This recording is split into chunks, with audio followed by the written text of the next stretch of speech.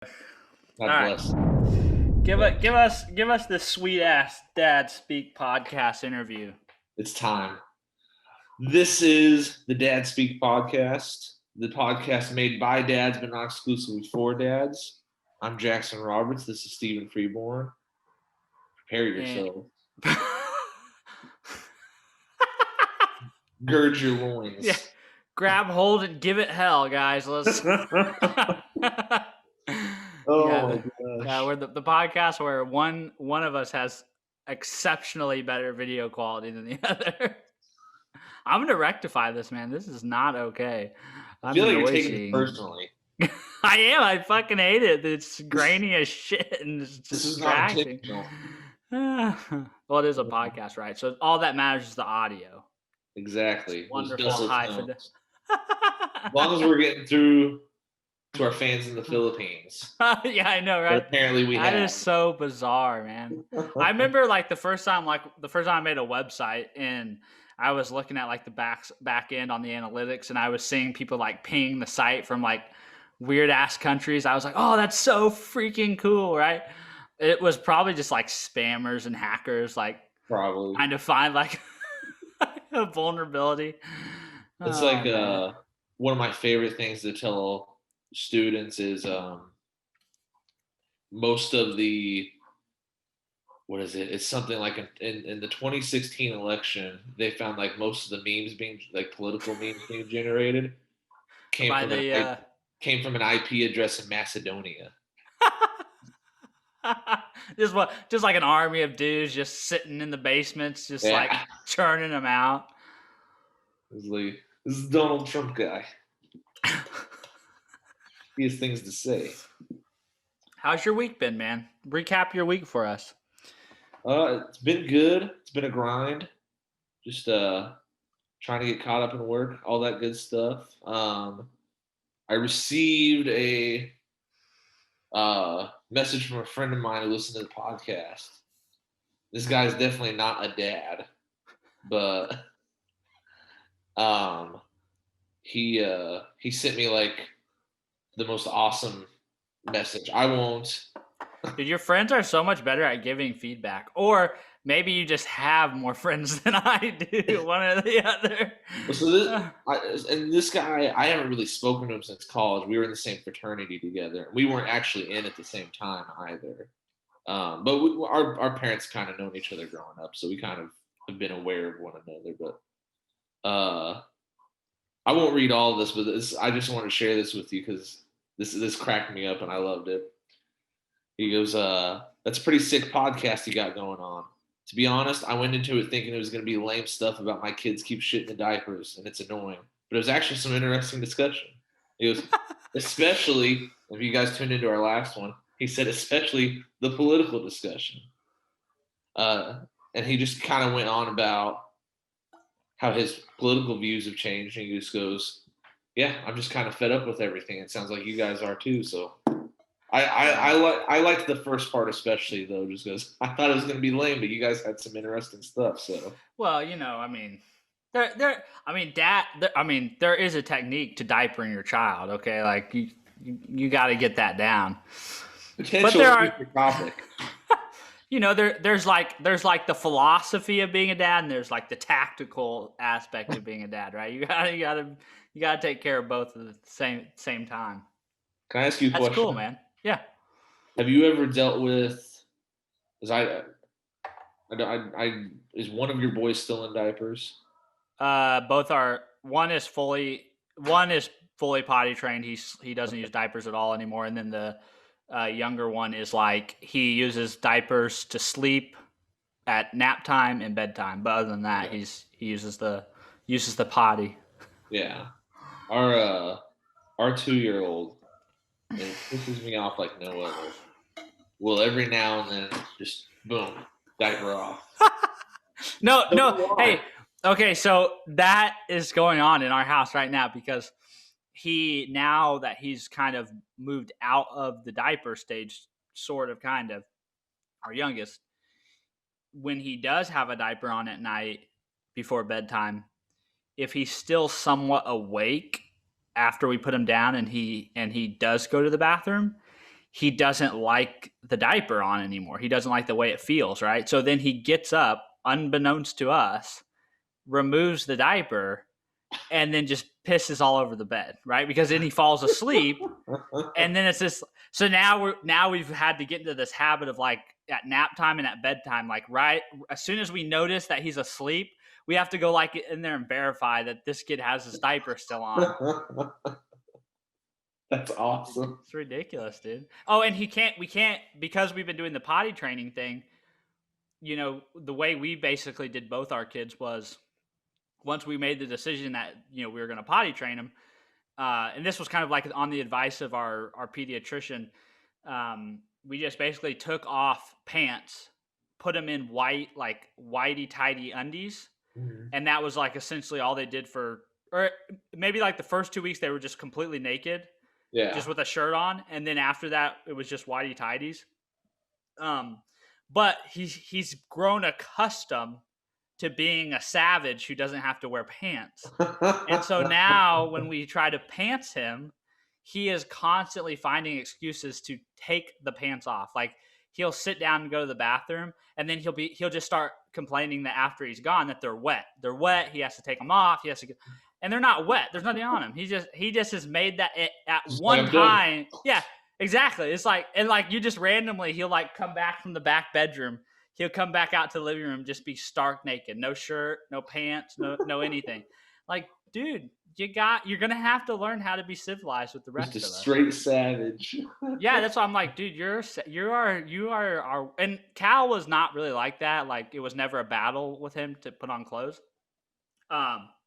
It actually reminds me of this family when I was a kid. We lived across the street from this family, and they had boys that were my brother's age, like in middle school, and in elementary school. But then they had a much younger set of daughters, and one of them was like, when we were like 11 or 12, she was like maybe 1 or 2. And I just remember like her coming all the time, just screaming out of their front door out onto the porch, just butt naked. And one of the parents like chasing after her because the kid just didn't want to keep clothes on, So it must be something in our humanity that's like, no clothes, fight the power, It's just like, it's like ingrained. Yeah. It's like when somebody like gives you the experience of running free, you're like, that's all I want to do. I just want to be free. I'll tell you what Cora does. Cora will take off her diaper, which the first time she does it doesn't really make me upset. But I'll put the diaper back on her. But then it'll be like 10 minutes later, the new diaper is off. And I don't know why. I would rather she like, I don't know. I'd rather she like gave me the finger than like have to put her diaper back on. It's like, it's a pain in the butt to get the thing on there in the first place. Yeah, I'm just like, kid, this is money. And that's the other part. That's the other part. Those diapers are like freaking gold, right? Because like every time one of our kids takes one off, and like sometimes Kelsey will set it up on the counter, but obviously when I walk by it looks used because it's obviously been worn or something. And so like I'll start to pick it up to like put it into the trash, and Kelsey will be like, no, that diaper is not dirty. Got more mileage. It's funny how precious those things become. Like especially right now, people are going nuts and stocking up again. They are expensive enough to be raised to a specific line item in our budget, right? Like it's like over that $50 mark a month or whatever. You've got to budget that fucker in there. I just, some of the stuff, like that's what I tell people all the time. Like some of the stuff that, like I've said this before, but being a dad, it breaks you a lot, but it breaks you in so many good ways. And there's just so many things that you thought you just would never. They would never be a concern. They would never like ever happen or cross your mind, or like my brother-in-law, because we're potty training, so we take this little plastic potty with us everywhere we go. Everybody's house we go to, we got to have this like little potty, unless we're going to somebody else's house who has a little kid, because they don't like, even if they don't even have like at our house we have a step stool, and we have like a little insert for our toilet that like it's all adapted for little people, everything in our Yeah. house. Well, if you go someplace else, they don't have all that shit. So we got to bring this plastic potty. And my brother-in-law, we were in Kansas City. My brother-in-law's like, he's like, so does he go number 2 in that thing? Do you have to clean that up? And I'm like, yeah, dude, that's just, it's like part of, you either want him to wear diapers forever and you got to deal with that bullshit, or you put up with this for a little while and clean up his shit for a little while, and then you don't have to worry about it no more, But I never thought I would be the guy carrying a plastic potty around everywhere with me and then emptying it everywhere. It's like a medieval chamber pot. It is. It is. It's like, but it's like, it's one of those things that it's like I totally understand too. Where my brother-in-law's coming, he's like, "Ooh, that's gross." Yes, that's what you think until then you have to deal with the fiasco of diapering a child, and then you're like, "No, it's not that gross, and it's totally worth it to get them to, one, not have to buy diapers anymore, and 2, not have to change them all the time." Yeah. So here's my other question, because I love the fact that the guy messaged me and was like, I'm glad you guys didn't talk about diapers and shit. Well, that's totally what we're leading off with tonight. Hell yeah. Hell yeah. We got to give the people what they want. We lost them. In your house, is there one person that cleans up like vomit and stuff like that, or is it? We do pretty good, both of us. Kelsey, it's strange. Kelsey she is like a stone cold assassin when it comes to our children. Anybody else though, no way. She'd be eked out and gross. If it was anybody else, if it was me, or if I had messes or whatever that had to be cleaned up, she's not doing it. But with our kids, it doesn't bother her. For me personally, none of it does. None of it bugs me. So we're pretty equitable. I think obviously she took the brunt of a lot of like the messes just because she was there at the time. The majority of the messes occurred. I tell you what though, man, there is nothing worse than like a blowout diaper, right? Like that's just the worst experience. Dude, just some of that, you just can't. Like I still like I tell people, like, as gross as it may sound, like there was literally one time when Cal was like 1.5 or 2, he was running around naked on the couch, and all of a sudden he stops running around on the couch, and I'm obviously not paying attention or whatever. I look behind me and there's shit there's a literal poop on the couch, right? And I'm like, what in the hell? It's just stuff like that you're just like, God, I never thought that I would be able to claim that my kid pooped on the couch. But and if you're a parent, if you're someone who's been through it, it's like, oh yeah, that's a part of it, right? But when it happens to you, you're like, what in the actual hell? We haven't had too many blowouts, even though like if I'm late, that's like the go-to excuse. Like, kid had a blowout, we had to turn. We have had shits in the tubs quite a bit, and that's annoying and terrible to clean up. That's not really gross; it's just tough to clean up. Yeah, it's a pain in the butt. Yeah. When Kyler did that for the first time, our little one, they were both in the tub, and so then Cal just starts. That happened to us too. Cal just starts freaking out, like ah! And we're like, dude, calm down. We've been through this before with you, buddy. It's gonna be fine. He just freaked the fuck out. It was so funny. Awesome. No, we had one time.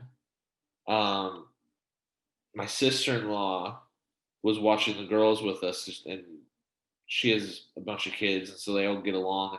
So she had 5 of the kids in her car. It was pretty crazy task. And they went through the drive-thru at Chick-fil-A, and then she said all of a sudden the kids all start screaming bloody murder. Not screaming words, just like just pure terror. And she goes, what? And her youngest, who's 11 hours older than Cora,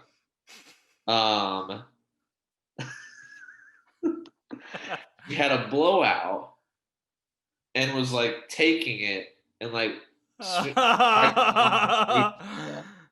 next level. It was just like, yeah, this is what I am. turn it up to 11, man. That Oh my gosh. fucking I couldn't crazy. imagine like it like even think like I'm getting like nervous anxiety just thinking about that. Just like nope. Where that Not brought today's that thing. when you said 5 kids in the car, um, that's actually part of one of the parts of parenthood that I totally and completely never processed or thought about. I had a client. I had 2 clients, a husband and wife. They were like one of the first people. They were like one of the first couple people that became clients at um, our gym that I didn't actually know, like friends or family wise. They were like the first kind of like strangers that saw what we were doing and came in, and they'd become like super really good friends. And I still work with them online. But I remember like they have 4 children, and 3 of them are adopted, and one of them is, I mean, they're all theirs, but one of them is their biological child. And Mary, that is the wife's name, she was talking to me one day during a session, and she was like, you wouldn't believe, she's like, I can just remember I was, like in my early years of motherhood, and I had I had 4 children, all under the age of like, I think it was like 5, 6, or 7. It was something crazy like that. They were so close in age. And she was like, I remember just like trying to get organized and to get out the door and go to the store while Brian, that's the husband, was at work. And she's like, I remember just breaking down in front of the door and crying, because she was like, I could not wrap my head around how I was going to get 4 children into the car, get them out of the car and into the store. She was like, I didn't know how to, like, because I mean, it's one of those things that you never think about, but the logistics of trying to, one, make sure the 4 children don't hurt each other, but you're trying to like shuffle them all out the door, and they're running around and they're not doing what you're you know what I mean? And you don't want Yeah. to leave 2 in the house by themselves while you take 2. It's one of those logistical challenges that It, no one ever really talks about, or is like, you're going to people get talk it. about it's like herding cats. That's not accurate. It's not like herding cats.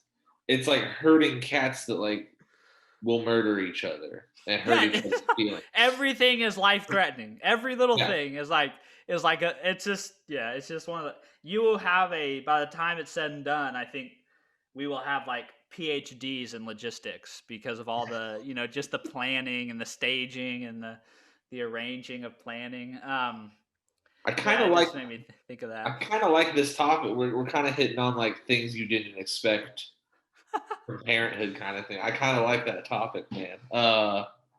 I never realized like how important, kind of going with the logistics idea, um, switching around car seats is. Whoa. No one says you probably should invest in duplicate car seats, but that's probably what you We should do. do. We Yeah. have them. It's a mess. So much of my life now is silently cussing as I'm trying to fasten car seats into cars. It's like I've who made this completely, thing? I've completely like just like swerved around that for 2 reasons. One is my car is so shitty that Kelsey does not want the children buckled into there. Buckled into. I don't even think it has like the bar. I don't even know if it has the bar across the seat where you like latch the shit in. So like I escaped that fate, and then It has like a chain that you have to put across. no, just it's like those old school cars where you just like, it's a bar that comes down over the Yeah. child's lap. And they just, Just hold on to the strap. uh, but then I escaped it. I escaped the fate also because Kelsey's like crazy anxious about it. So no matter even if I wanted to do it, she would want to do it, because she has to have like the reassurance that she did it and it's safe and it's Yeah. secured. She actually went to I can't remember what she went. I think she went through like a car seat installation thing where like it was, I think it may even been like a police officer or somebody that Yeah. like showed like, this is what to do, this is how to check it, make sure it's safe and everything. But I think They because say if you go she, to the fire, like a firehouse, they'll show you. and that may have been what she did, but I just know like she went somewhere and someone gave her instruction, and so like she has a very specific way of putting it in there, and so she kind of has always taken the lead on that stuff. And then I have a POS, so I've kind of avoided it. But like I see my my brother-in-law and sister-in-law, they obviously, they both work and they both have their own cars, and um I see them all that, like when we were watching their kids, if they'd have to drop them off, move the car seats. If Kelsey had something to do that day, they had to move the car seats from their car to the van, and then when they picked them up, they got to put the car seats from the van back. And I'm like, man, That's the that's reality. Especially if you have like little cousins come over. It's like, okay, now we have to put extra car seats in the car. And you just look at it and you're like, I don't think this car was designed for this. That's the whole that's a total dad move, isn't it? It's like you look at a car and you're like, how many car seats can I fit in that fucker? You're like, that's the first question. You're like, cool car, but I mean, can't get 3 car seats in that thing, can you? Yeah. Which what is it? Every now and then, like if we have our nieces come over every now and then, we don't. Hayden is big enough. We live close enough to her aunt's house that Hayden's big enough where like every now and then they'll be like, "Do you want to sit in the back seat, like in the middle, like a big girl?" And she's like, "Yeah." Like, okay. And she'll just be like the whole way home, just like super excited and just. Dude, we Cal's front facing now. It's just a pain in the ass because now he just wants to like, nah. He just incessantly talks to us. Like when he was rear facing, he was like zipper quiet, and it's so true what all the memes say. Like a toddler talking in the car. Like if they're in your house and they're talking, you can hear them outside. But you put them in the car, and all of a sudden they become like a mouse. Yeah. And they just like talk so quiet, and they talk all the time. And then if you're like, I can't hear you, they get super frustrated with you. It doesn't change having a 7-year-old, except for it's even more confusing because it's like, Dad, this happened today. We saw those mean boys again. Oh Jesus! What happened this time? Well, there was knives. What? Like, well, not really. We pretended there was knives. Lead with that next time, and it just that's the conversation that happens with. He's trying to follow the through line of their story. I'm trying to drive and pay attention and all that stuff. I'm just like, Dad, I got a Pokemon card at school. Oh, that's cool. Look at it. Oh, a second. Look at it. Just give me a second. Look at it, Dad. Cool is purple, and it's. I complain about it, but I also kind of love that part too. Yeah, it is fun when they start talking and telling you about their day and shit. Yeah. Okay, hey, so you mentioned that you wanted to talk a little bit about tech and video games. Yeah. So I'm gonna direct us that way. This is the way I'm gonna start it off. What's some of your favorite like parenthood? What's the word? Parenthood. I don't even know what the word is. Movies, books, series. Like what things have you like consumed that you're like, like I think a lot of people would say like probably the most popular of late is the television show This Is Us. Because that's such a that one's more totally like very strongly family oriented, right? But it has so much of it is centered around the parents and kind of their adult experience and stuff. Like, do you have any favorites that come to mind? I got 2 favorites, but they're both ridiculous. Oh, dude, do it. So they both were movies that like I watched a lot whenever it was just me and Hayden for a while when we were just living at my folks' house, and one was Knocked Up. Okay, I love that movie. Which funny. If you tuned into our dad origin story, you know why I was partial to that movie. I saw a lot of myself in that as someone who just didn't want to grow up, had to grow up quickly, very reluctant to do so. So that's not really a parenting movie. That's more just. It is though, man. That's so funny. Like it's a really, really funny one. And then the other one that I like a lot that I don't think anyone else on the planet likes is Jersey Girl. I don't think I've actually seen that one. It's kind of a silly, ridiculous movie. Googling it. Ben Affleck's in it.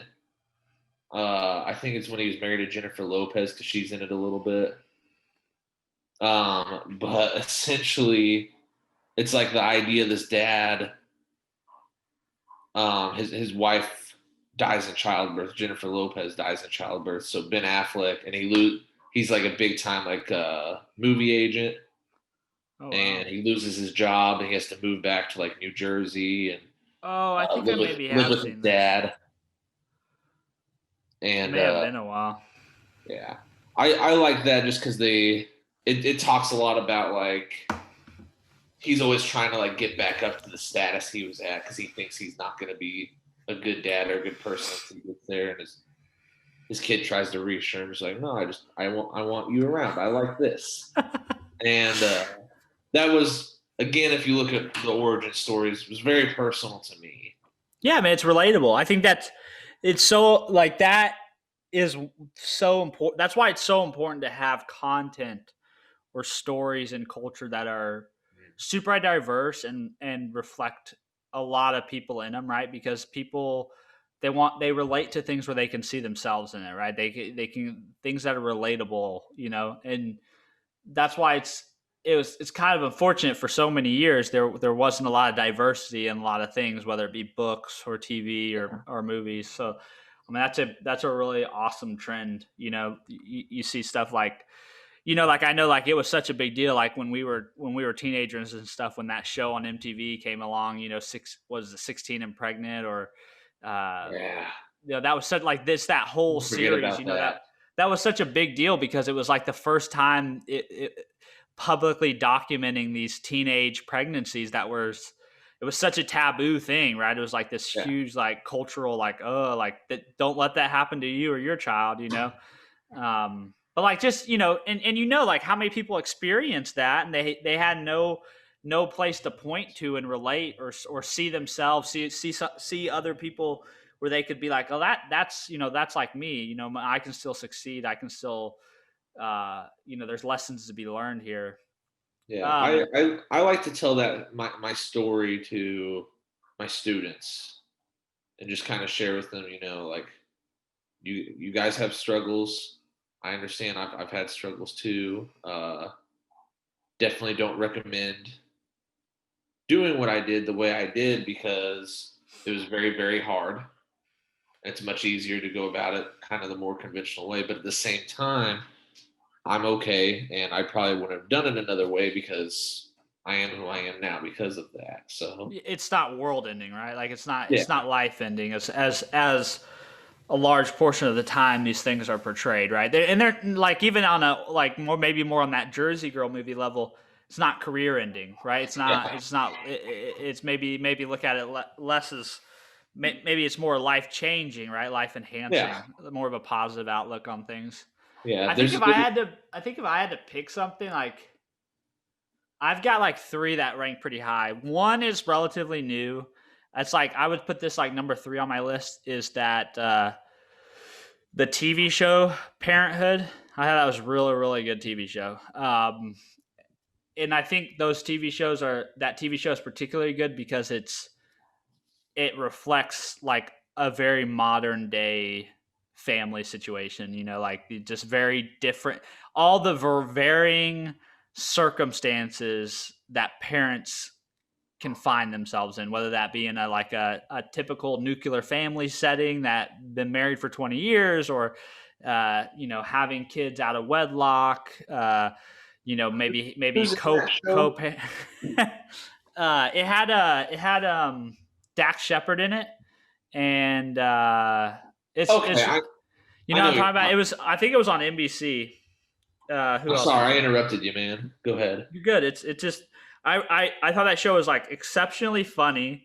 Uh, the Bravermans, that was the name of the family, just exceptionally funny and offered this really great multi-generational like perspective on it, very real world stuff.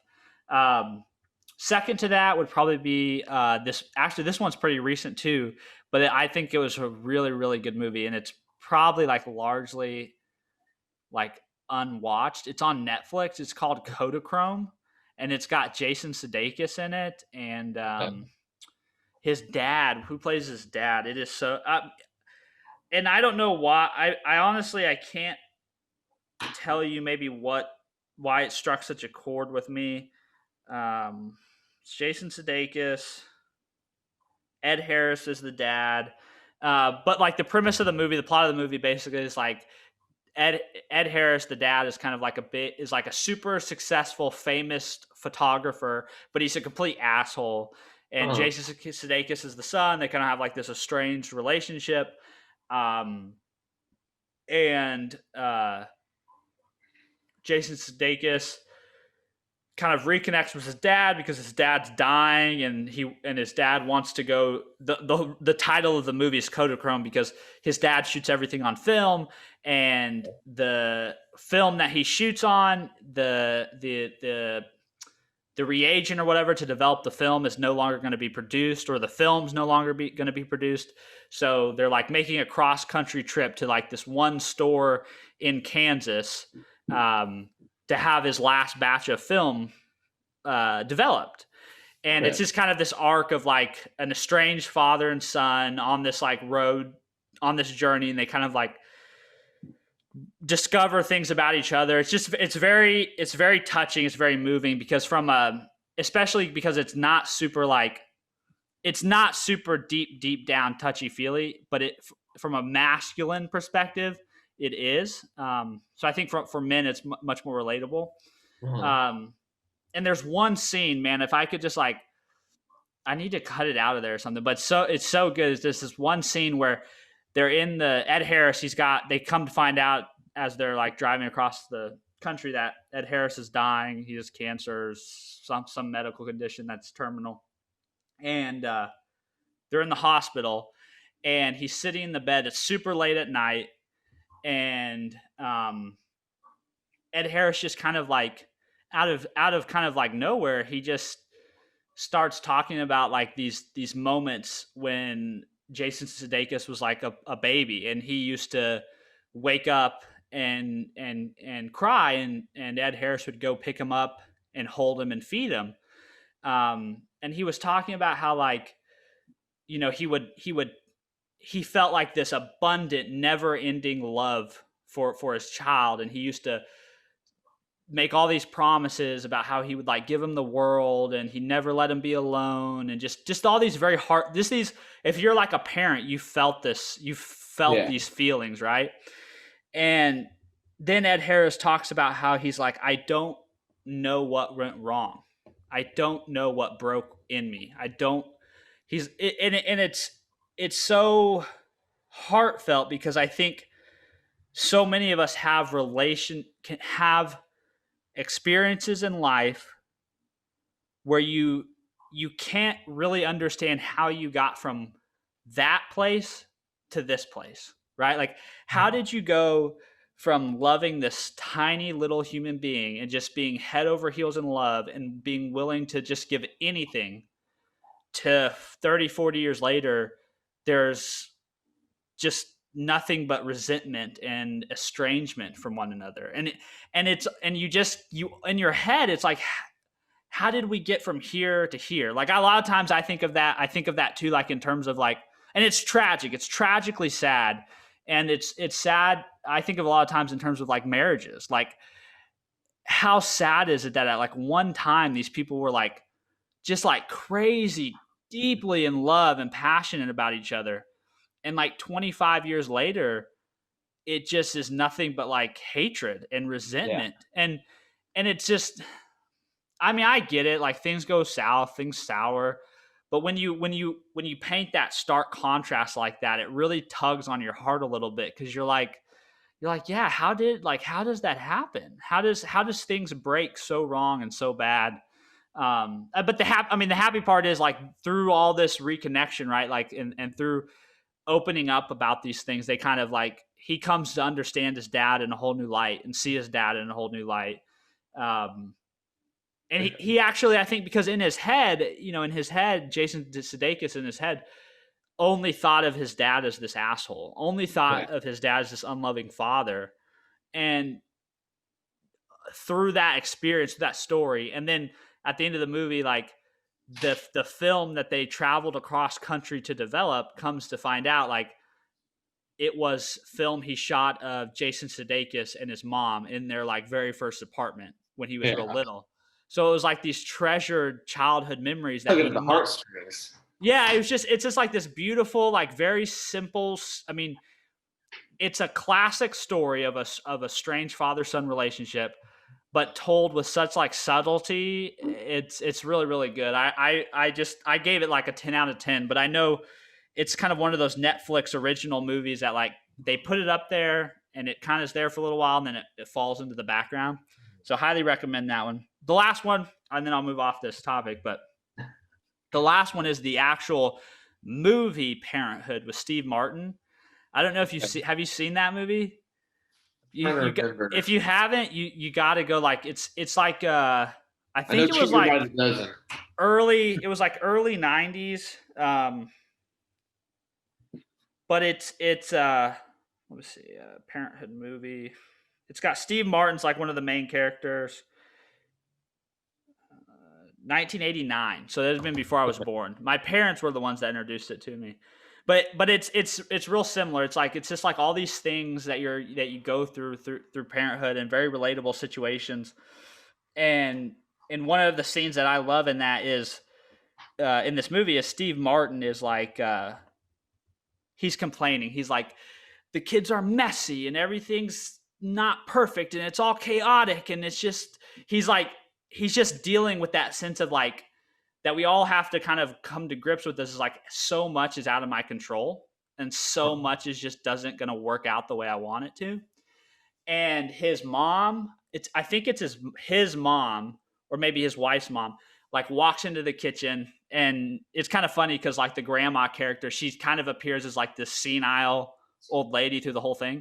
But she comes into the kitchen and she tells this story about how when her and the grandpa were young and dating or whatever, the grandpa took her to the fair or something, and they went on the roller coaster. And she was like, I had never been on a ride that could make me feel so excited and so scared and so thrilled all at the same time. And how the roller coaster is, it's up and down, and and then she says like, but some people chose to go on the merry-go-round, and she's like, and that just goes around and around, and she tells this story, and then it's like it kind of like is one of those like light bulb moments of like what she's talking about. And what she's trying to tell Steve Martin is like, yes, it is chaotic, and yes, it's it's nothing but ups and downs, but it's so much more rewarding, it's so much more exciting than not doing it, right? And just kind of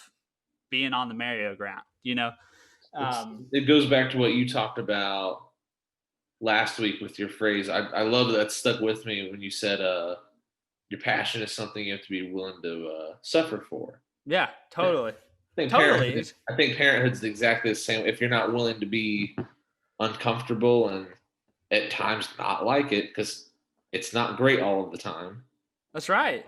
But and it's kind of payoff, it's kind of like if you look at like if you take a very first principles thinking about it, is like you can't have highs without having lows. Like the contrast, it's in the contrast, right? So if there aren't these like joyous moments, right? If there aren't these like kind of valleys in your journey, there can't be these like ultimate joys and victories. Like it's just kind of like it's like the light and the dark thing. It's just you can't have one without the other.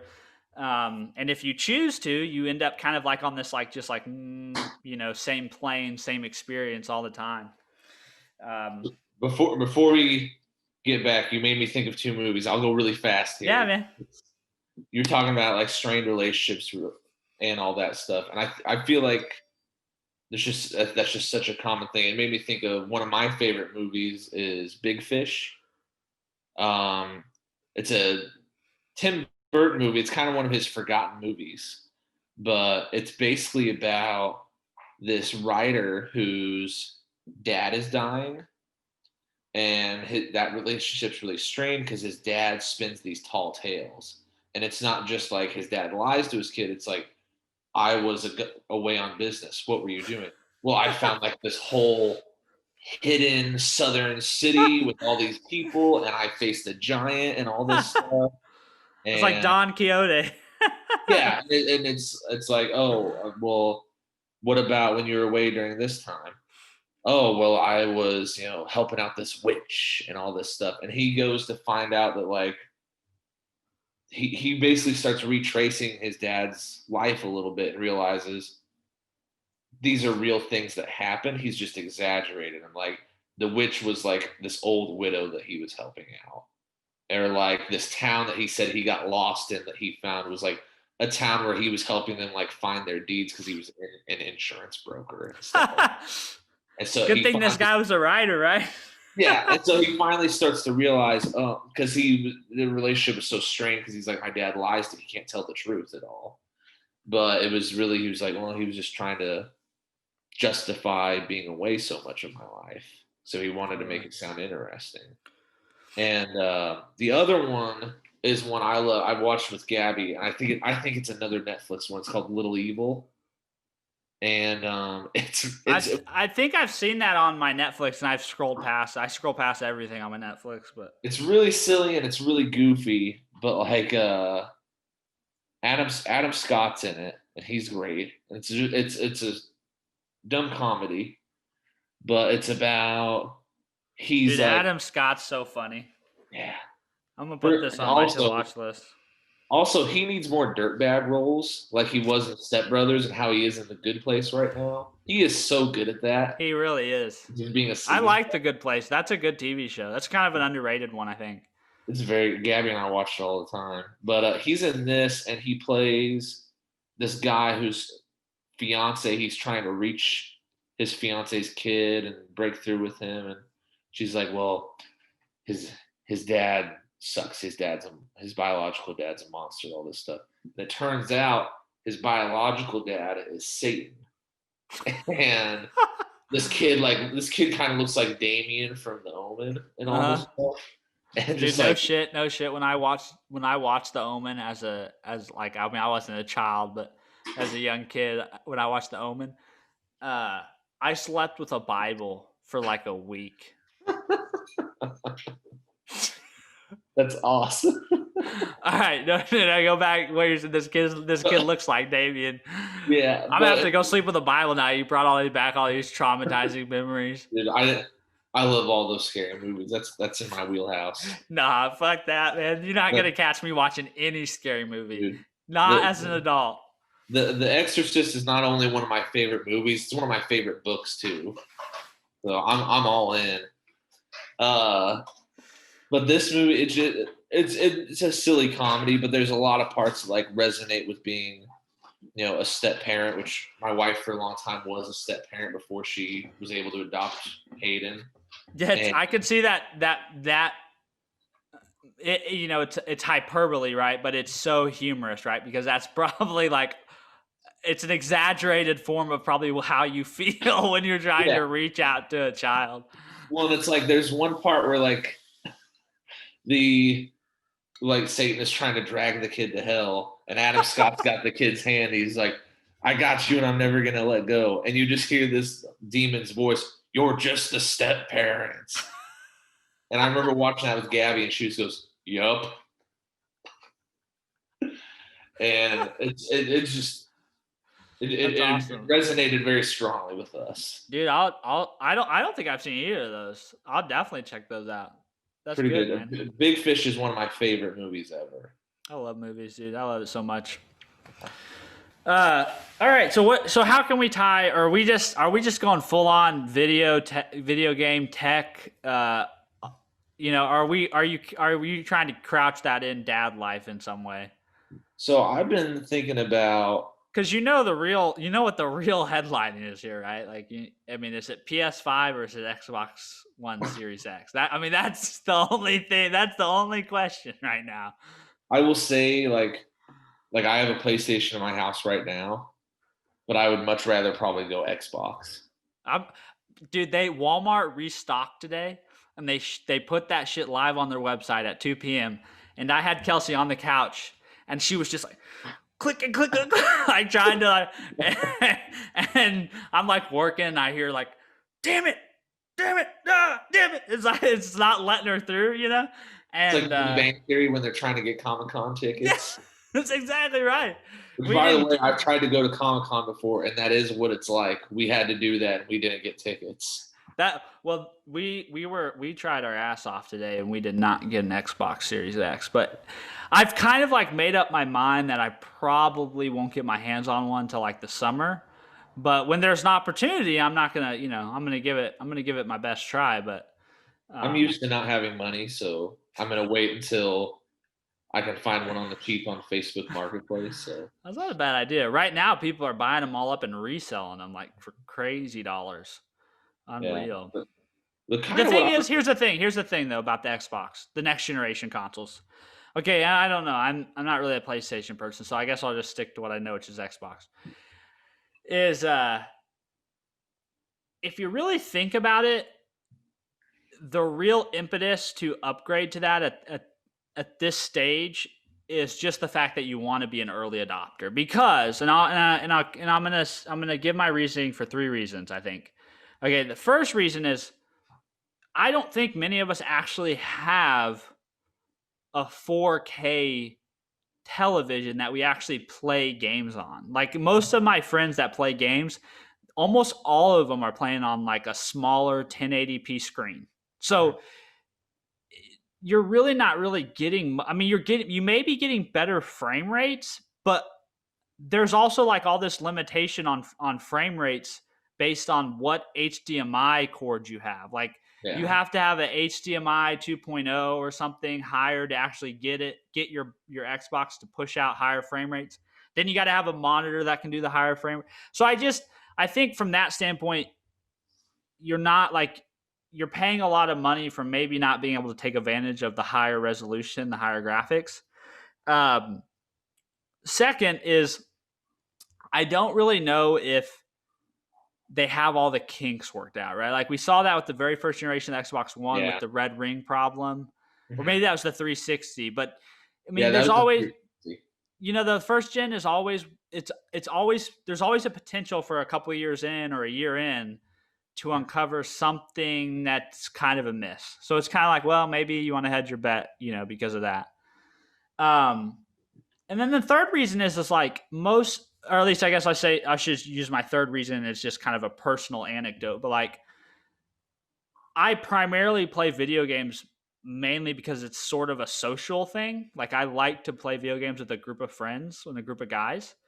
And so like a lot of my purchasing is predicated like if they all buy the new game, then I buy the new game. But if they all don't have the new game, there's not really a reason to buy the new game, right? And it's just the same thing with the console kind of situations. Like if they're not upgrading, like if they haven't really all upgraded yet, there's not really much of a reason for me to go and to upgrade, Mhm.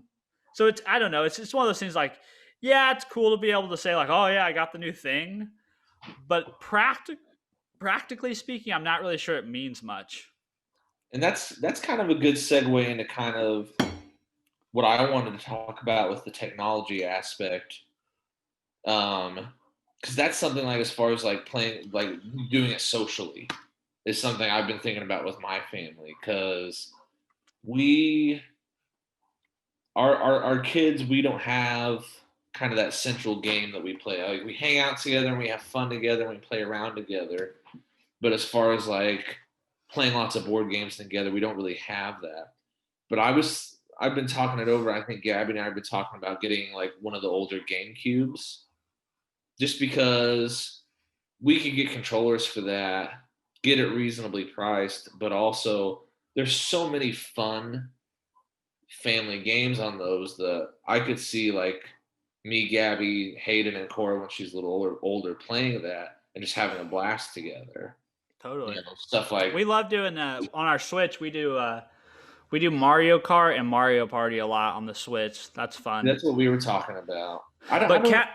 Cal's moved into this age now, and he's crazy. Like he actually can rip it on Fortnite. So like lately, we've been playing. Me, him, and my brother-in-law have been getting down on Fortnite. Playing quads and stuff. And That's a lot of fun. I mean, that's honestly like, and Kelsey will tell you, like, I don't really play video games alone. Like, the one series of video games I play that's just a solo co-op is Assassin's Creed. Yeah. Um, and that's purely just like my history fantasy nerd coming out of me. But for the most part, like, I really like to play Call of Duty and Battle Royale and stuff. I like the teamwork and the strategy and the interaction between people. And if people aren't online, or like, I will go out of my way. Like, I picked up Rocket League because my like a portion of my friend group stopped playing Call of Duty Black Ops really that much. They kind of all went to Rocket League, so like I just shifted to Rocket League. Not Yeah. because like not really because like I had a interest in that game. It's just like I want to play with a group of people, so I Yeah. just go where they're playing. Um, I don't know. So It's cathartic in a way, to have that fun interaction. you have a little bit more experience with Cal being so into games because Hayden's much more into like watching YouTube videos, which I'm Oh, not dude, don't I'm even not get a me huge fan started. of. Cal is that's like his life right now. It's like YouTube video. Like, if he either wants to play Fortnite, or he wants to watch other people play video games. That's Yeah. that's like all he wants to do right now. See, Hayden wants to watch these videos, just random shit, like of these little kids and their parents like acting out things and stuff like that. It's really Yeah. strange, or just things like that. And Oh, dude, we've been down those rabbit holes. They got like, let's see, we went. So with Cal, it started with Blippy. Then from Blippy, it watched went Blippi to, quite a bit. yeah. So from that, it went from Blippy to Blippy. Blippy took him down these rabbit holes, kind of like, so there's these two little Asian kids that have a YouTube channel, and their family does like dress up stuff, and Baby then shower. there's like two, exactly, and there's like two. There's some kind of Eastern European family that there's two kids, and there's a mom that does a bunch of videos where they like dress up and pretend stuff, and he went down that rabbit hole with that stuff, and then after that he's kind of moved on to more of these like, there's a dad and son called Ryden and Andy that have a YouTube channel, and they do like toy unboxing and toy reviews and Yeah. video game stuff. And now he's real into, like, he just likes to watch people who stream and record Fortnite. There's a physics based puzzler game called Human Fall Flat that he really likes. He likes to watch people play that. I Yeah, he's think just we super talked into about that that world. before. Yeah, it's a fun game. It can be very frustrating from an. I mean, that's the biggest struggle. Like, it's like matching their skill level with a game they can actually do right and is somewhat engaging for you as well. The hardest thing right now, like for us, is really just, it's hard to know. Like, I don't think there's a hard and fast rule. I definitely think there's people out there that want to say there is a hard and fast rule, as far as like what you let your kid do and how much of it you let them do. And that's probably for us as parents right now, the biggest struggle is like making sure that we're trying to help him understand that, like, we're not saying that there's anything wrong with video games. We're not saying there's anything wrong with wanting to consume videos, because that I would be a hypocrite because I consume content all day, every day, from all kinds of platforms. Yeah. Um, What are we doing right now?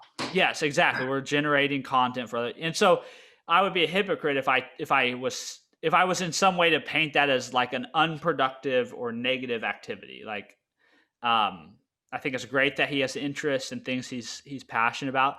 So we're really trying to help him understand that, like, we just have to practice good uh, digital hygiene, which I think is probably more important for our children, because Hmm. screens are not going away, and technology is only going to become a more increasing part of their life. So I think helping them understand that, like, technology is a tool, and you can put it to great use. But if you're not aware of it, if you're not mindful of it, it can use you. It can Yeah. manipulate you. So we're trying to help them, like, understand, like, we have to take breaks. You've been on there long enough. We need to take a step away. I'm not saying that what you're doing is wrong or bad. It's just we need to let your eyes rest. We need to give your brain a Yeah. break. We need to do something different for a little while, and you can come back to it. It's not the end of the world to take a an hour break or a couple hour break from endlessly watching YouTube videos. I love that term, digital hygiene. Yeah, and that, I guess that's like we're trying to help them establish some of those good habits and good practices, and it's hard. Like as a kid, it's like, yeah, man, if I had access to video games when I was his age like that, hell yeah, I would have been all over him all the time. I didn't have an Xbox till I was in like fourth or fifth grade, right? So it's like it's hard to make any kind of comparison between my childhood and his, right? So, and I think that's probably where we fall into issues, because we try to composite our world onto his world, and they're just, especially as quickly as things are advancing, right? That's impossible. Like,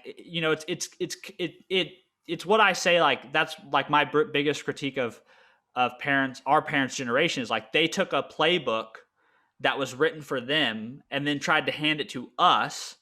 And in the time that they got the playbook and executed it, and the time we got it to execute it, the world had fundamentally shifted, right? Yeah.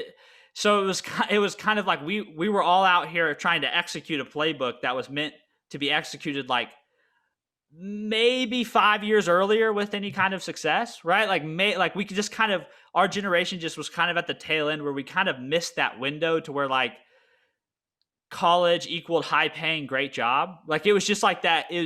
We're kind of like hit and miss on that, right? And I can see it in the classroom all the time. When you think about like education, the difference between like how they were teaching, like say the 80s to how they were teaching up to like 2000, that hadn't changed that much. Some of the techniques changed for sure, but as far as like technology or like here's what we do every day type stuff, general classroom procedure, that hadn't changed. Now, from when I was in high school in 2011 to teaching now, it's 100% different. Especially this year, we're trying to be virtual as much as possible. Yeah, it's a whole new skill set, right? Like that's just... I've never seen anything like it, and you see a lot of older teachers struggle with this. We have one teacher who I love very much. He's an awesome guy. He's been teaching longer than Motley Crue's been around. He's been teaching at Joplin since there were two high schools. Because Joplin was just one high school now. It used to be Joplin High and Parkwood. He taught at Parkwood, but he struggles with the technology aspect. Which is, I mean, I totally understand. Like, I totally understand that. Yeah. But I think that's like, again, it's sometimes where we go wrong is like we can't apply the old world to the new. It's apples to oranges comparison to try to compare how I spent my time when I was 4 years old to how Cal is going to spend his time at 4 years old. It's impossible. So you have to adapt it to your style too, whether it's a teacher, whether it's parenthood. Be like, okay, what works best for my family? I think you were right on the money when you were talking about trying to teach good habits, trying to instill what you're doing is not wrong, but we're going to take breaks every now. Yeah, and I think Kelsey and I were like to that point, like we're really just trying to like listen to our instinct and listen to like our intuition about our child, and just like when it seems like it's too much, then I get maybe it is too much, and when it doesn't seem appropriate content, it's not. It's just we're trying to do our best, and we're trying to help Cal understand. Like he does pretty good. I mean, sometimes we struggle with it, but like trying to help him understand, like, look, you can't videos that have bad words and mean things. You don't need to be watching them, So we're trying to do a good job of moderating it, but we're also trying to help him understand that he can filter that stuff as well and should just being his own good steward. Yeah, exactly. And I mean, it's just one of those things where it's like I wish the simple answer was just remove it from his life, but that doesn't seem like the most pragmatic answer because that's not his future. His future is not destined for a world where there's no screens and there's no content and there's no. He's destined for a world where he will be inundated with it. It's not, that genie is out of the lamp, so to speak, and no one's putting it back in. As much as people want to try to, it's not. I Um, think digital citizenship should be a standard course that we have in classes now. it really should. I mean, it really should, because I think that's probably like where the conversation is around these things, where maybe I feel like the conversation's kind of in a poor place, is like right now we're in a place where we're really harping on these platforms and their conduct, which I'm not saying we shouldn't be critical and be watchful, but at the end of the day, they are tools, they are platforms, and I think the real issue at hand is how people are using them and how they're navigating them and how people understand them. Like, I think people of a certain age struggle with the fact that, like, Facebook is an echo chamber, right? And so if you don't have that understanding, then I can see how you can think that just because your Facebook looks one way, that's how everyone's does. But it's having that, like you said, that digital citizenship and awareness, understanding that, like, these are how these products work. This is how these products are made to work, and so you can choose to use them and navigate them, with that knowledge, or if you're ignorant of that, these platforms are really going to fuck you up. I mean, they're going to take you into some weird places. Like, it's just you you like a bunch of conservative stuff, that's what you're going to see in your Yeah. feed. It's not it's not a, I don't know, it's just one of those things that, like, I feel like there is some ignorantness of technology, and that leads to some misunderstanding, and we place responsibility on things on platforms and companies and organizations and government, when we probably just need a mandatory education in how one should conduct themselves in the Yeah. digital age and how one should navigate these things. And I'm one, just personally, I mean, I just kind of think there needs to be more oversight with some of the tech companies and how they're operating, as far as like data collection and stuff and anti-competitive practices. That's a whole nother conversation. But I think you're 100% right when talking about a lot of it is people not understanding that no, social media didn't make the world worse. This is how it was. You just weren't aware of it before. Yeah, There, humanity just moved online. yeah, and when you, I mean, honestly, I'm kind of gonna go okay boomer for a second, but I mean, when you look at the stuff that's happening on Facebook or Twitter or anything like that, the people who are all up in arms and don't understand what's going on and don't understand about, you want to talk about like misinformation and stuff like that. It's that older generation that didn't grow up with technology that Yeah. really has the steepest learning curve, and it's not their fault they didn't grow up with it. But at the same time, it's like, well, if you have so many issues with it, you need to learn about it. Yeah. You need to learn about, okay, when I go online, I'm leaving a digital footprint, and other companies are accessing that and making sure that I'm seeing exactly what I want to see in searches and in scrolling and suggestions for videos and ads and all these other things. And I have to reconcile it. Am I okay with that, or am I going to do something about it? Totally. Totally. And I think to some extent, it's just a lot of that misinformation stuff comes down to, like, it's okay. So it's a combination of two things. There's somebody out there with a motive and agenda, right? That's where the content originates, right? But Yeah. what amplifies it is lazy thinking and lazy intellect, in that you see something that aligns with your own personal narrative, and instead of taking a cynical or critical approach to it, saying first, is this real, right? Where does this originate? What's the source, right? And then actually clicking into the content and trying to evaluate the content. What's the substance? Who's the author? Where, trying to really do your due diligence, right? Instead, you see like the little Facebook, uh, the shared Facebook content with the main headline that Yeah. resonates with your personal narrative and beliefs, and so you're just like a reshare, right? Or comment or like, or so you You don't see amplify. that the URL is like www screaming eagle 98 or something like Yeah, that. or www.internetresearchagency.com, and like Yeah. it's just a so it's just it to me it's that. It's like, yes, I'm not saying there are people on these platforms that are trying to use the platforms to advance an agenda. That's the reason these platforms exist in the first place.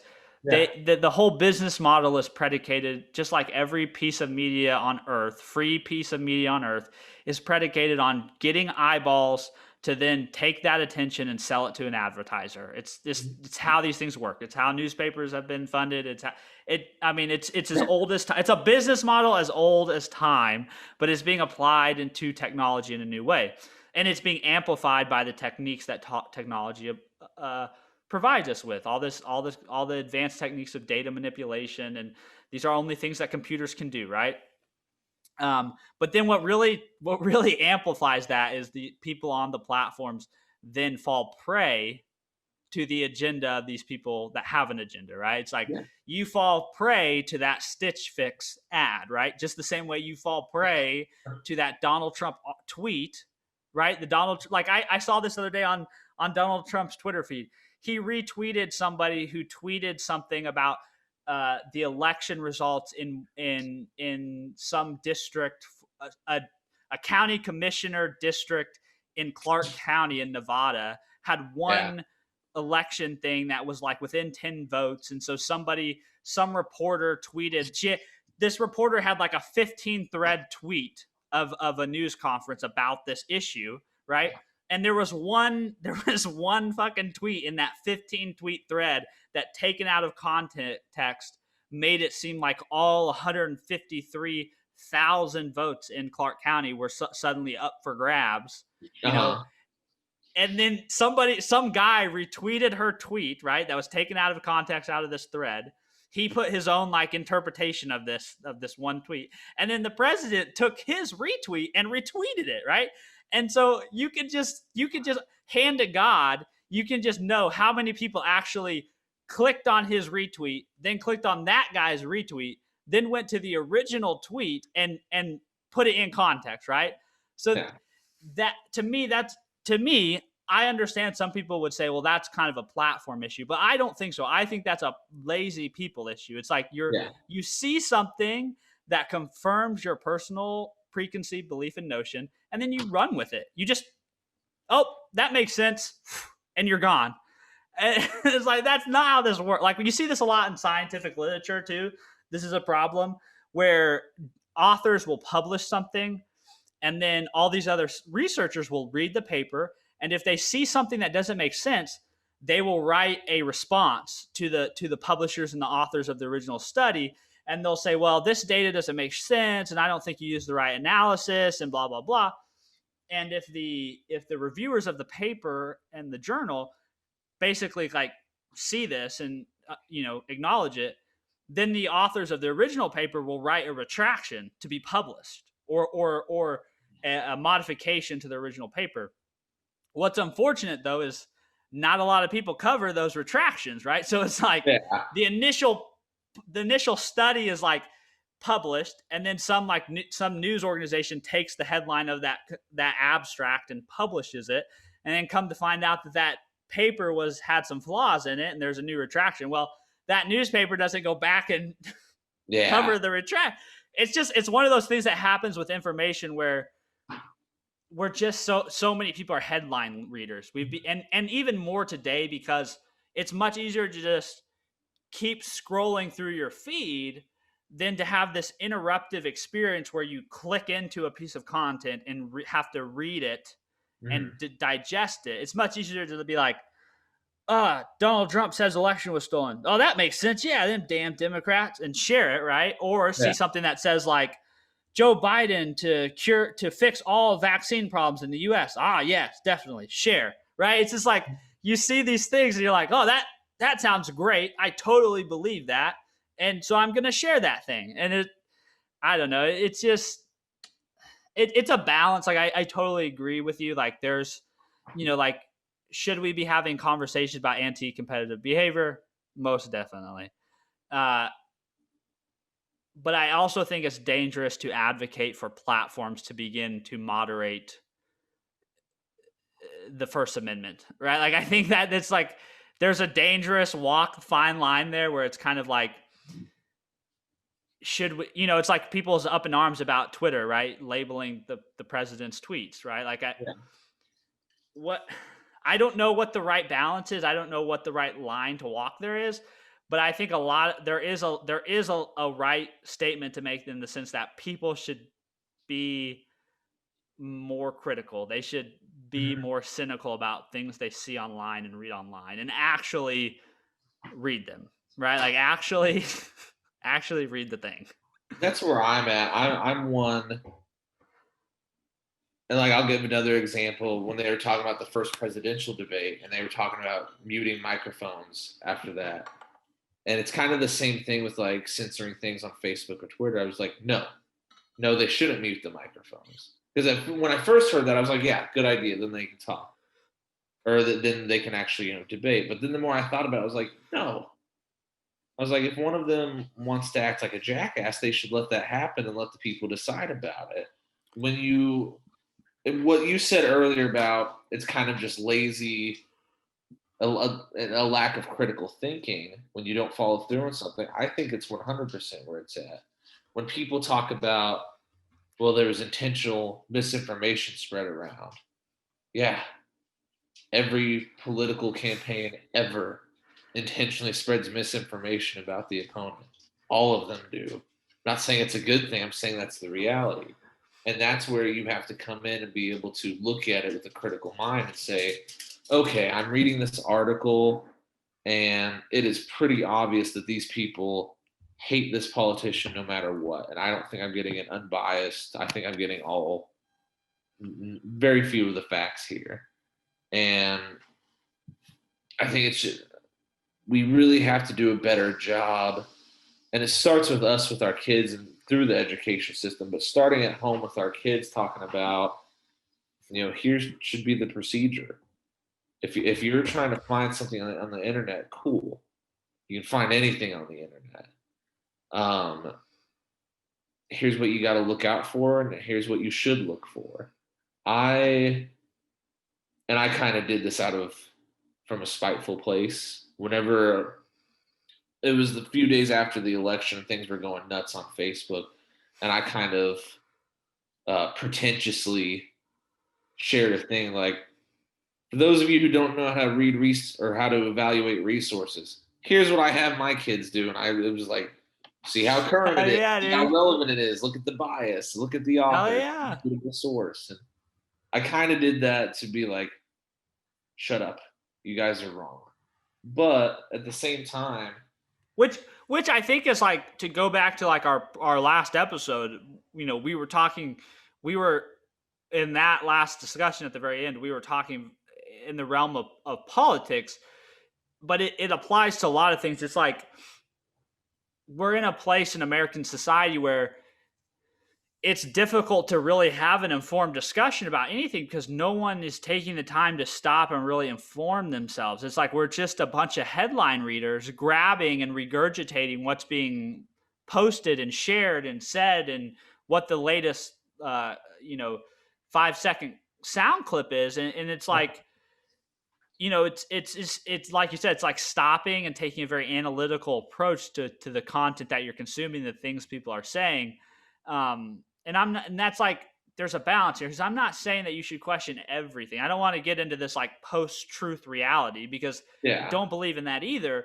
But what I am saying is like there should be there should be a little bit of skepticism when you approach anything, and you should Yeah. always be acknowledging the bias in which that's being created and shared, right? Like, I'll always acknowledge my biases. Like, that's one of the most important parts too in like scientific literature, is like you should acknowledge your bias. From what perspective are you approaching this topic and this research? And everyone, to say there is no bias is to be ignorant and arrogant. Like, everybody has a bias. Everything has is just an inherent subconscious bias to them based on their personal experiences. You know, it's just part of humanity.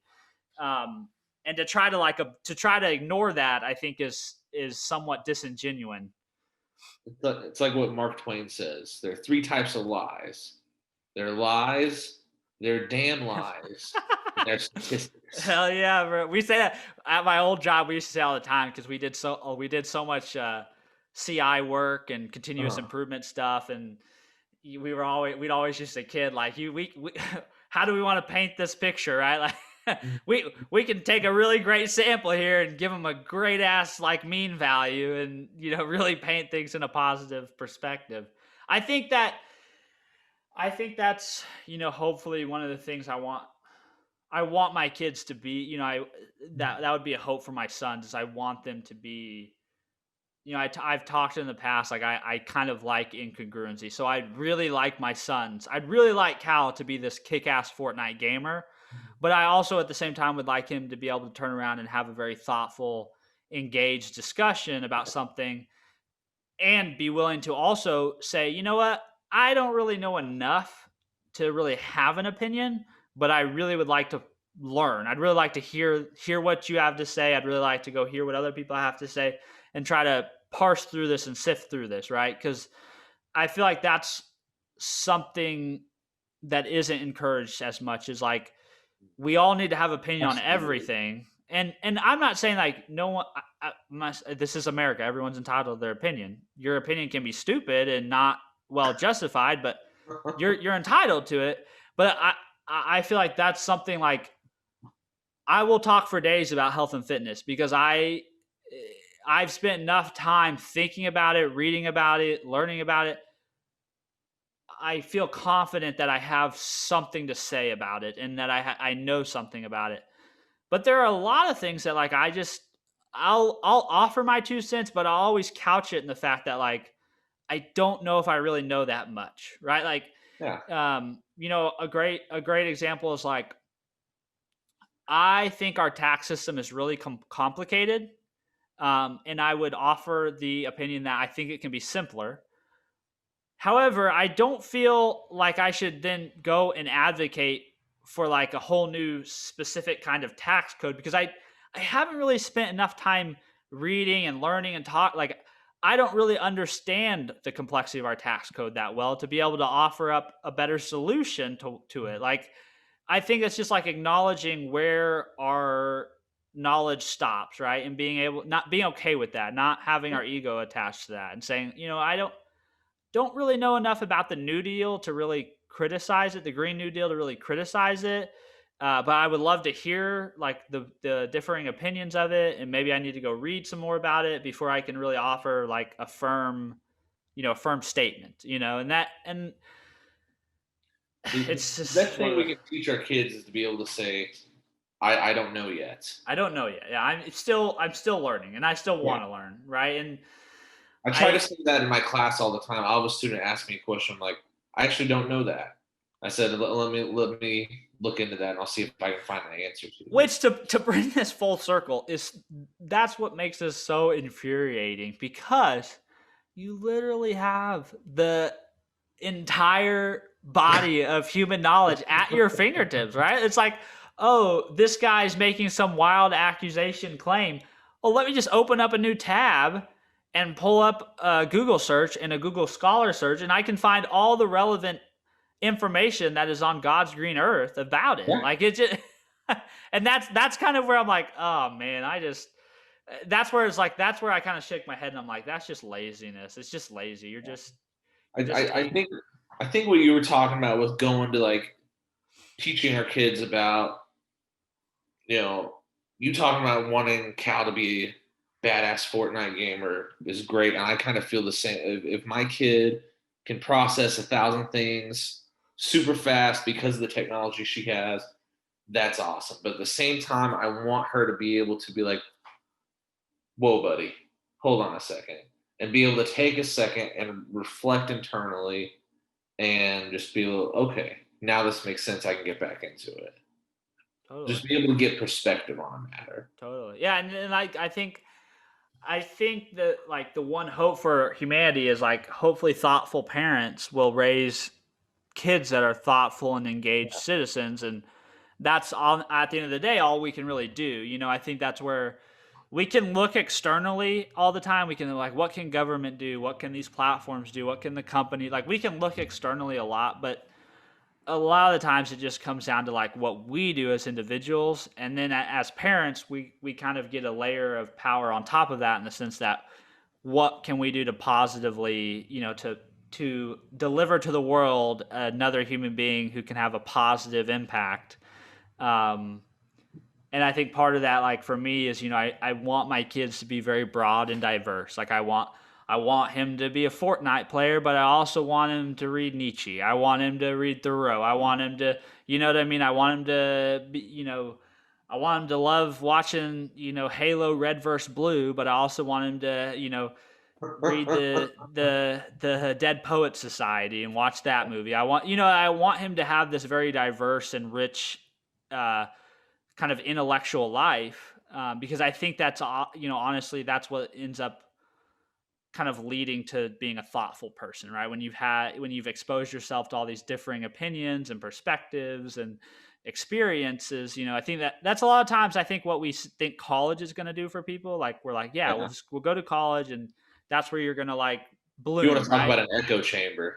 Yeah, that exactly. Like, yes, college can be that. Like, it can be that, but it can also be something far worse, right? And so, Oh yeah, so that's, I think, our kids are little right now, but as they get older, like that's something I want to be intentional about. Like I want them to be thoughtful. I want them to learn how to paint and do creative things. I want them to do athletic things. I want them to work with his hands. I want to expose him to computers and technology. I want him to have all these different. He doesn't have to be like I'm not saying like he needs to be an expert in all these things, but I want him to experience them all.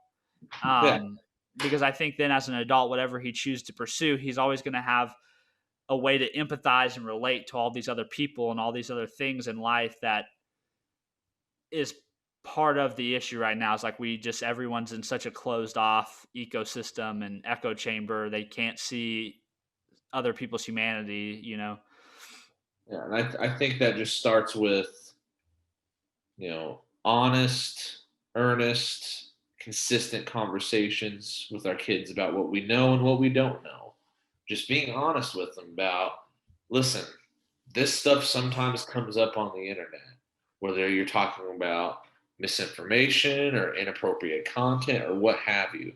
Like, here's warning steps for that. Here's warning steps for predators that might be online. Here's warning steps for knowing what you said earlier when the technology is manipulating you. Totally. And here's what I don't know, and maybe we can learn that together. I think That's actually kind of like that's probably like my biggest.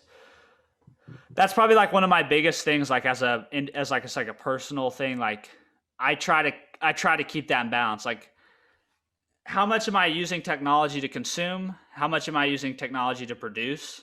yeah, And like when those things kind of become out of balance, like then I'm kind of like, okay, well, if that's kind of like technology is purely just functioning as like a form of consumption in my life, then I kind of know like the balance has kind of started to swing too far the yeah, other way, because I feel like that's what technology is supposed to like enable us to do things with it, right? So it's like if I'm not putting that to use to do things like make videos or create content or learn new things or experience new things, then then I'm missing consumption is part of it, but I'm missing a huge piece of it, and I need to find some balance in that, right? mhm. Um, I think it's the difference between being active and being reactive. Yes, being very like passive in your use. Like this is just washing over me. I'm just letting everything come in. Or do you have an intention to it? Yes, exactly. So I think that's I try to be mindful of that and try to use technology as a way to bring value to my life instead of it be the actual value, right? It's like it becomes an end in of itself instead of a means to an end. Um, I don't, I don't know. It's just such a complex, nuanced topic, like with most things, but it's definitely worth We'll talk continuing. about it more later in the future too. Yeah, man, we're rather long-winded individuals. A little bit. I like to talk. I do it for a living. All right, So, man. Well, you wanna close it out for this evening? yeah. If you want to get a hold of me, send me messages about uh how you like that we don't talk about changing diapers and shit like that, even though that's like the first half of our podcast today. Um, or if you have topics for the future, this guy left a topic as well that I would love to do in the future. But if you want to get a hold of me, my email is jacksonroberts@gus.pittstate.edu, gorillas, or you just find me on Facebook, Jackson Roberts. Awesome, man. So Yeah. how do they get a hold of you? We want the feedback. So I just start everybody to go to Instagram. I mean that I don't have a lot of followers, but it's kind of like my preferred platform of choice at the moment. But find me on Instagram, Stevan.freeborn, and then from there you can go down. There's quite a few internet rabbit holes, so you can go to my website, other social profiles, YouTube. Yeah, and I think that's like I just like hearing the feedback. Like I love it. I talk about it so much. To like, I have made so much content for the interwebs that has been watched by so few people or read by so few people that there are probably so many people that are like, why the fuck does this guy still do this? And honestly, like, I just really enjoy the process. Like, I love the making of things and the putting out of things. So I don't get a ton of feedback on it, but I love whatever I do get. So please, like, send Jaxon an email, send me a direct message, reach out to me. It's just fun to put something out in the world and somebody else react to it. It's an awesome experience, and I think I do it for our fans in the Philippines. That's right, man. That's what drives For me. the Filipinos, dude. They're all awake right now, and They're waiting for that next drop. Just waiting, man. Getting that alert, that push notification. I'll do the intro in Tagalog one of these days. Wait for it. All right, man. I will. I'll let you get to the rest of your evening or into the bed. Yeah, this is awesome, man. All right. So I'll see you next week. All right, sounds good. See you, man. Dude.